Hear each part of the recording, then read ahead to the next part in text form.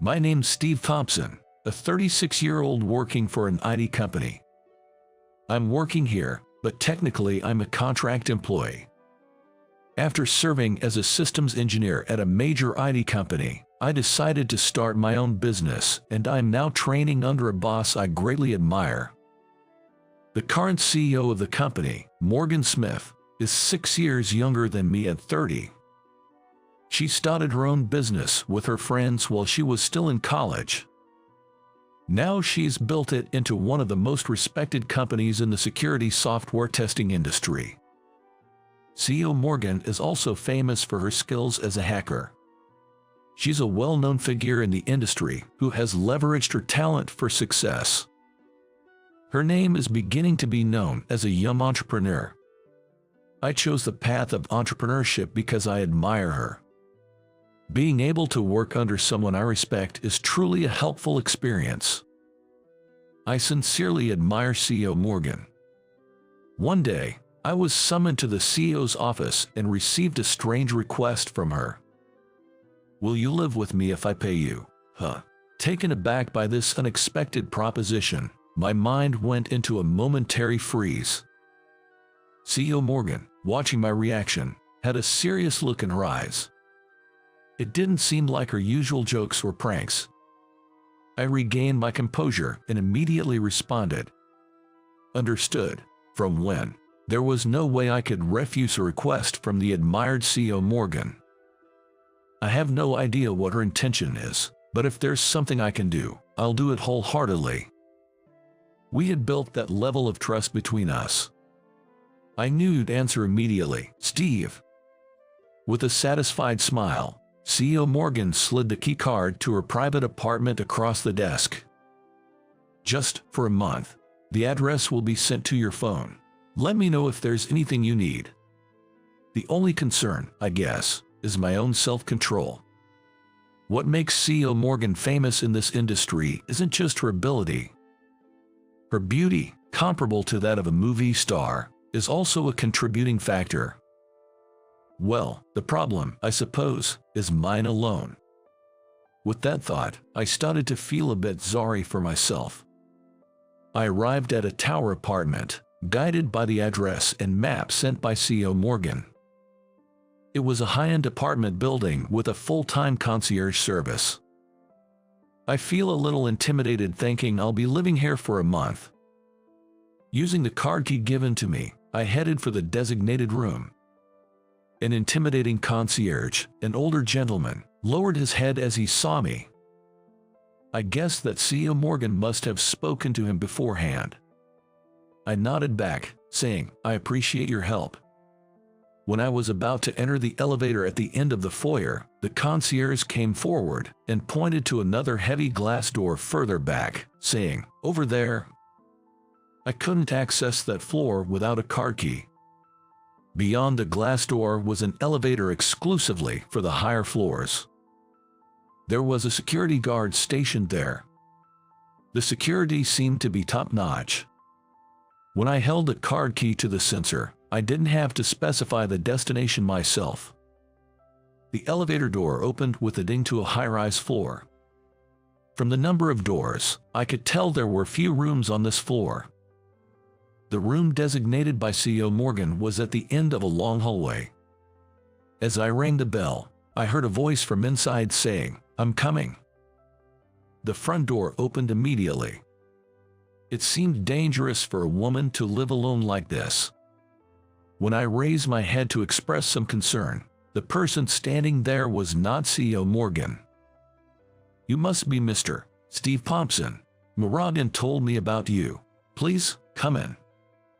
She had a strange tan, but she was a girl with a well-formed face. She had come out to the entrance barefoot. "Who are you?" I was pulled into the entrance. I was a bit panicked because I thought CEO Morgan would be greeting me. "Didn't Morgan tell you? I'm her sister, Grace. Nice to meet you." She bowed slightly and smiled at me. She led me to a spacious living room and prepared some tea. She said CEO Morgan usually lives here alone. Grace laughed, saying that she was a freeloader just like me. Her profession was a photographer specializing in accompanying mountain climbers. She said she had just returned to Japan after a long time. "You've been overseas for a while. Did you come back to Japan for any special reason?" I casually asked a question, but I would soon regret my carelessness. Grace held out her left hand in front of my eyes. Even with bandages wrapped around, I could tell. Her left hand was missing the little and ring fingers. To my gasp of surprise, Grace shrugged and said, "Frostbite." It must have been a tough situation. I was called back by an hysterical Morgan. "I've been told to stay in Japan until I fully recover. I think you are probably my watchman." I correctly understood the true meaning of the request from CEO Morgan. And so, the strange cohabitation of the three of us began. Living together, I noticed that the personalities of these sisters were really opposite. CEO Morgan is always logical and cool, and her beauty makes her feel like a cool beauty. On the other hand, her sister, Grace, is a wild child, always acting on intuition. She has a face as beautiful as CEO Morgan, but she's not taking good enough care of it, like getting sunburnt. Moreover, she is a genius at destroying home appliances. It's so much that I think it's not just a talent. It's hard to believe she's the sister of CEO Morgan, who is at the top of the IT industry. "Steve, the water isn't coming out." "Why?" Today she was struggling in front of the water dispenser. "Grace, all you have to do is switch this. Then hot water comes out. It's cute when it's just this level." The other day, for whatever reason, she had water flowing backward and flooded the floor. My computer was also broken in the incident. CEO Morgan compensated me right away, but I remember my mind going blank for a moment. CEO Morgan often came home late, and naturally, Grace and I spent a lot of time alone. I taught Grace how to use the computer, and in return, Grace told me a lot of stories about the mountains. Looking at the photos Grace took, I started to look forward to hearing about her high-altitude climbing. Working in what's called the death zone. After realizing that it was a life-threatening job, I began to feel respect for Grace. Grace started to call me her computer teacher, and she was fond of me. "Grace, can I continue looking at yesterday's photos?" I call out to Grace, who is about to take a bath. Her photos were piled up in the living room. "Go ahead, you can look at anything." I heard Grace's lively reply from the dressing room. After hearing her reply, I reached out for the pile of photos.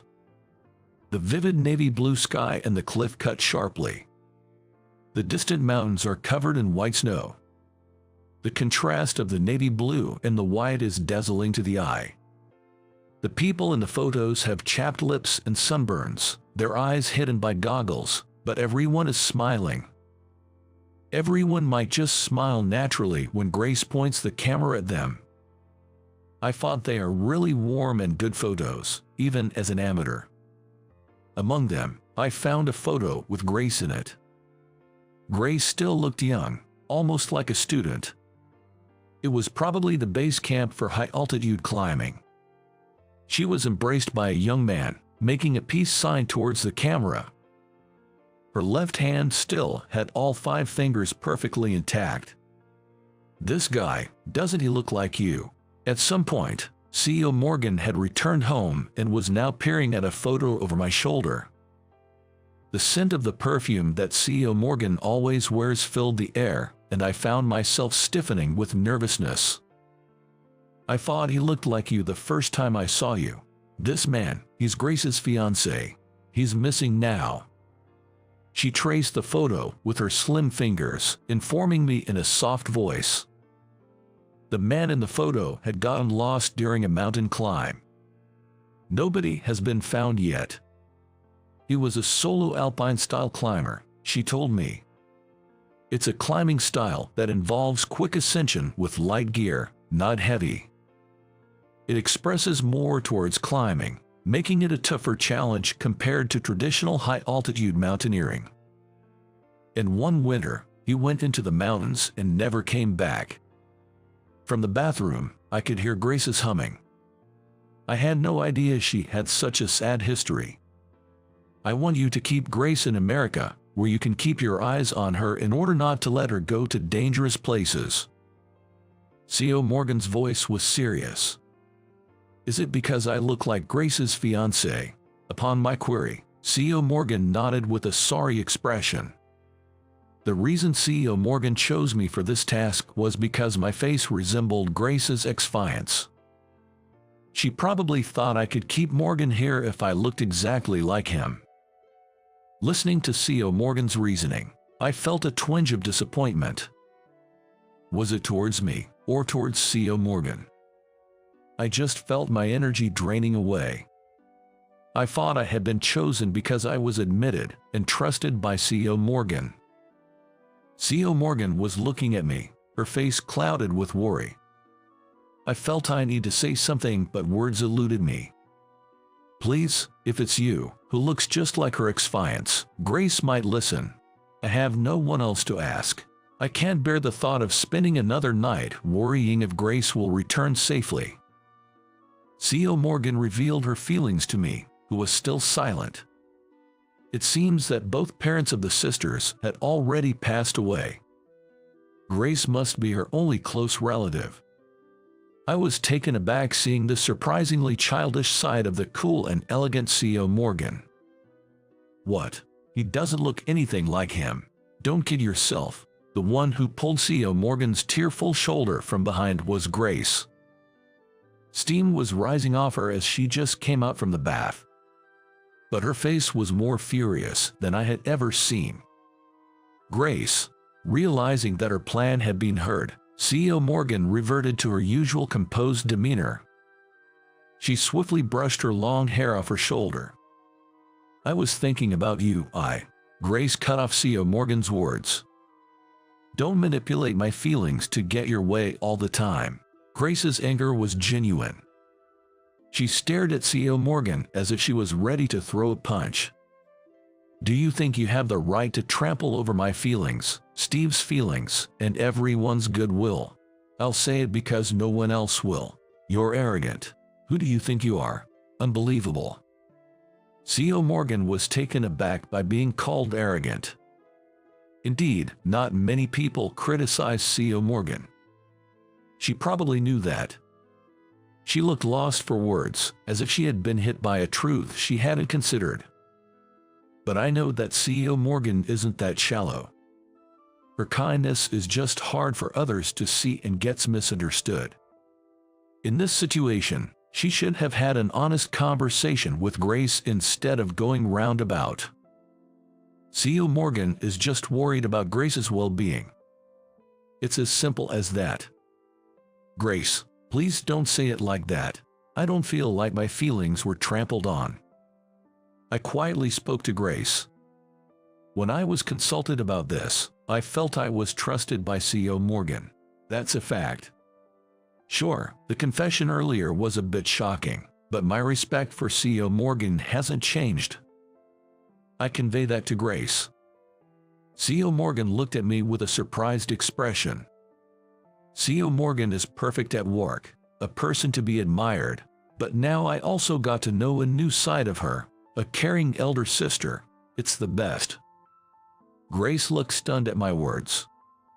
C.O. Morgan shyly looked down. Morgan, is he your fanboy? He's not a dangerous guy, is he? Is everything okay? Grace, who was furious just a moment ago, now looked worried and asked C.O. Morgan.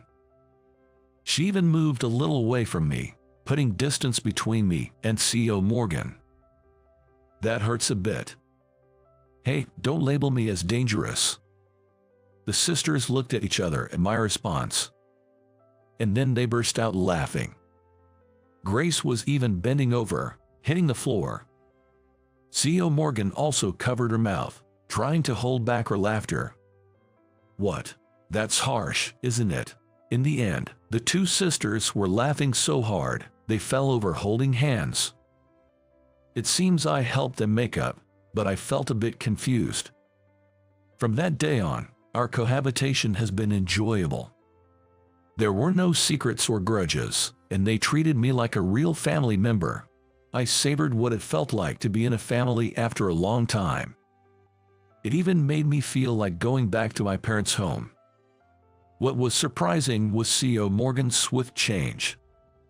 She tried to keep me around using a romantic approach, but now she's telling me not to lay a hand on my sister. When she says that, I strangely start thinking about Grace. Not too long ago, I wouldn't have felt anything even if we were alone, but recently, I feel a bit embarrassed and it's troublesome. Tonight, CEO Morgan is out on a business trip. I pulled up in my room after watching a movie in the living room with Grace. I think about an hour had passed. It seems that drinking beer was a mistake, as I had to crawl out of bed to go to the bathroom. The corridor was already dark, with the lights turned off. A light leaked out a little from Grace's room next door. It seemed that Grace was still awake. Listening carefully, I could hear an unfamiliar sound coming from Grace's room. Unable to suppress my curiosity, I peered in through the gap in the door to determine the source of the sound. As soon as I unwittingly raised my voice, I made eye contact with Grace, who was in the room. I thought it was dangerous, but it was too late. What I saw was Grace alone in the room, polishing an axe.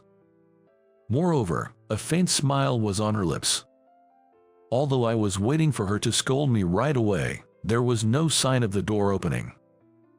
Unable to bear it, I confessed. "I'm sorry. I was just curious because I heard a strange noise." Through the door, I can sense Grace trying to suppress her laughter. The next moment, the door opened with a click, and Grace appeared, wielding the axe with goggles on. I unintentionally fell on my rear. Grace looked down on me, seemingly triumphant over my clumsy fall. Let's call it divine punishment. Raising his goggles to reveal her eyes, Grace flashed me a cheeky grin. I accept my divine punishment. I had no choice but to respond like that. But such fun days must also come to an end. Our cohabitation, which was initially agreed for a month, had continued for more than half a year. Lately, Grace has been going out and meeting various people. CEO Morgan seemed very concerned about it. It's about time for me to head back over there. "I'll be heading back soon," Grace said during a rare dinner together. I thought those words, which I had been dreading, had finally come out. CEO Morgan, too, seemed to have the same thought as his chopsticks paused. "Why does she have to go back to the mountains? Can't we just continue living together?" CEO Morgan put down her chopsticks and asked Grace. Grace just replied, "I can't. When you go back, I'll be alone again. Do I have to spend my days praying for your safety again? Don't you understand how hard it is to endure the anxiety alone?" Words that seemed to blame Grace. Yet it seemed to me that CEO Morgan was hurt even as she spoke those words. "Grace, you're more arrogant than me." CEO Morgan spat out the words with a resigned coldness. I couldn't just stand by silently. "CEO Morgan, I'll always be by your side. Whoever you marry, that won't change. Please, let me carry half of your worries." I truly meant that. CEO Morgan would eventually marry someone. But for that person to share the worry and concern she has for Grace would be challenging. Because it is impossible that person would know Grace deeper than I do. That's why I just want to share her worries by her side. If that could lighten CEO Morgan's burden even a little. CEO Morgan was looking at me with surprise. It was far from her usual cool and beautiful demeanor at work. "Because you're here, Morgan, I always think I'll make it back alive. So please, wait here for me." Grace reached out and gently grabbed CEO Morgan's hand. CEO Morgan looked down and replied in a small voice, "Okay." That was enough. I was seeing the bond of the Smith sisters right before my eyes. And just like that, Grace left a few days later. Several years have passed since then. Oh, I've got an email from Grace. I'm still living in that apartment with soon-to-be my wife, Morgan. As I peered at the laptop in front of Morgan, I saw an email from Grace. It was a message saying that she wouldn't be able to attend our wedding ceremony. Apparently, the weather had been bad and the summit attack was significantly delayed. She wrote in the email that she still couldn't climb the high-altitude base camp and that it would be impossible to descend and return home. When I opened the attached file, a picture of Grace making a peace sign with a tan face against the backdrop of a snowy mountain and blue sky appeared. Grace really loves being in the mountains. I imagine that she must often be exposed to harsh nature, but Grace is always smiling in the pictures she sends. Indeed, my late father used to say that Grace has a talent for climbing. He preferred Grace over me. Morgan said, forcing a smile. It was the first time I'd heard such a story. Apparently, Morgan soon realized that she would only be a hindrance if she went climbing with them. I was left behind on every climbing trip. Each time, I desperately sought my own talent, and that's led to who I am now. It might have been a painful childhood memory. For a moment, Morgan gazed off into the distance. There was another talent sleeping within her. I can't help but be impressed by the strength of Morgan, who believed in that and kept searching. If you don't give up, things will work out, Morgan said, shrugging off her past with a casual laugh. I nodded strongly. I wanted to know about her unknown efforts more than anyone else. From the bottom of my heart, I think so. Once we're married, I'll tell her one wonderful thing about her every day. That will surely make our life even more wonderful. I won't lose to her and won't give up. The plan to start a business is also at a turning point. From now on, it's going to be the real deal. I guess this is what it means to set sail for a new life. We'll overcome anything together, no matter what. Looking at Morgan's face, I made that pledge in my heart.